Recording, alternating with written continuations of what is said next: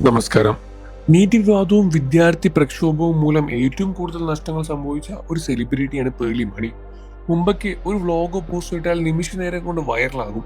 എന്നാൽ ഇപ്പോൾ പേർലിയുടെ യൂട്യൂബ് ചാനലിൽ വരുന്ന വ്ലോഗുകളും ഇൻസ്റ്റാഗ്രാമിൽ വരുന്ന പലതരമായ വിമർശനം തന്നെയാണ് ഇപ്പോൾ കൊടുത്തുകൊണ്ടിരിക്കുന്നത്.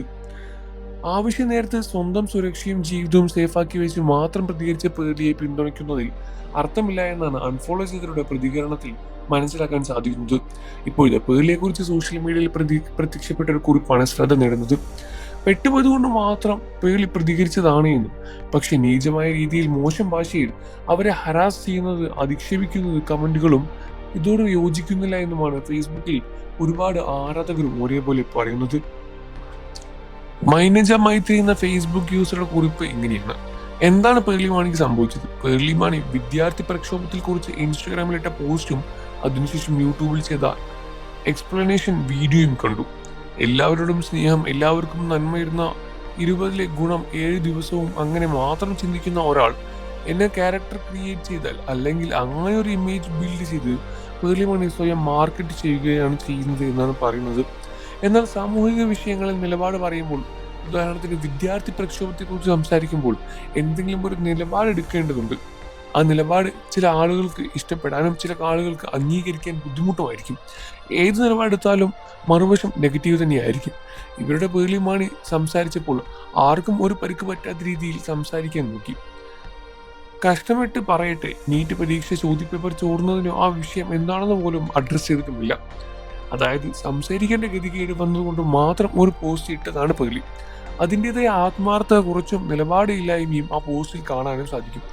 എല്ലാവരും പ്ലീസ് ചെയ്യണം എന്നുള്ള പേർലിക്ക് മിണ്ടാതെ ഇരുന്നാൽ മതിയായിരുന്നു. പക്ഷെ ഇത് ചെയ്യാതെ രണ്ട് വെള്ളത്തിലും കാലിട്ട വന്ന അവസ്ഥയാണ്. പക്ഷെ നമ്മൾ മനസ്സിലാക്കേണ്ടത്, സമൂഹത്തിൽ ഒരുപാട് പ്രശ്നങ്ങൾ സംഭവിച്ചാലും എല്ലാ ആളുകളും ആ ഒരു പ്രശ്നത്തെ പഠിക്കണമെന്നോ ആ വിഷയത്തെക്കുറിച്ച് നിലപാട് പറയണമെന്നോ യാതൊരു നിർബന്ധവുമില്ല. ഭൂരിപക്ഷം സമൂഹം ചിന്തിക്കുന്നത് പോലെ തന്നെ പൂർണ്ണമായും അനുകൂലിക്കുകയും പ്രതികൂലിക്കുകയുമില്ല. ഒരു ജനാധിപത്യ രാജ്യത്ത് അനുകൂലിക്കാനും അവകാശമുണ്ട്, അതേപോലെ തന്നെ പ്രതികൂലിക്കാനും അവകാശമുണ്ട്. പക്ഷെ ഇവിടെ എടുത്ത് പറയേണ്ട ഒരു പ്രധാനപ്പെട്ട കാര്യം, ഇൻഫ്ലുവൻസറുമായതുകൊണ്ടും ആരാധകരുള്ളതുകൊണ്ടും ആരാധകരിൽ ഭൂരിഭാഗം യുവജനങ്ങളായതുകൊണ്ട് തന്നെ അവർക്കൊരു പ്രശ്നം വന്നപ്പോൾ അതിൽ പ്രതികരിക്കേണ്ട നിർബന്ധം വന്നതുകൊണ്ട് തന്നെയാണ് അവർ പ്രതികരിക്കേണ്ടി വന്നത് എന്നുമാണ്. അതായത് ഇത്തരം സാമൂഹിക വിഷയങ്ങൾ സംസാരിക്കാനോ അഭിപ്രായം പറയാനോ നിലപാടെടുക്കാനോ ഇഷ്ടമല്ലാതെ, ആരും വെറുപ്പിക്കാൻ താല്പര്യമില്ലാത്ത, സ്വന്തം ബിസിനസ്സിനെ ബാധിക്കുന്ന നിർബന്ധതയുള്ള പേർലി മാണി പെട്ടുപോയതുകൊണ്ട് മാത്രം സംസാരിച്ചതാണ് എന്ന് ചുരുക്കം. വീഡിയോയിൽ തന്നെ പേർലി പറയാതെ പറയുന്നുണ്ട് പേർലിയുടെ അഭിപ്രായം നല്ല നിങ്ങളുടേത് എന്നെല്ലാം തന്നെ പേർലി പറയാതെ ഒരുപാട് പറയുന്നുണ്ട്. ഇനി ഈ പ്രശ്നങ്ങളിൽ മറ്റൊരു വശം കൂടിയുണ്ട്. പേർലിയുടെ കമന്റ് ബോക്സിൽ അങ്ങേയറ്റം നീചമായ രീതിയിൽ അവരെ സെക്ഷുവലി ഹറാസ് ചെയ്യുന്ന രൂപത്തിലും കുട്ടികളെയും കുടുംബത്തെയും അധിക്ഷേപിക്കുന്ന കമന്റുകൾ വരെ കണ്ടു. കുറേയധികം ആളുകൾ അവരെ പഠിപ്പിക്കാൻ ചെല്ലുന്നതും കണ്ടു. ഇതിനോടൊന്നും മനുഷ്യത്വ പക്ഷെ എനിക്ക് യോജിക്കാൻ കഴിയുന്നില്ല എന്നും അവർ ഇതിനോടകം കുറിക്കുകയാണ്. നിങ്ങൾക്ക് പേർലി മാണി ഇഷ്ടമാണെന്ന കാര്യം വീഡിയോയ്ക്ക് താഴെ കമന്റ് ചെയ്ത് പറയുക.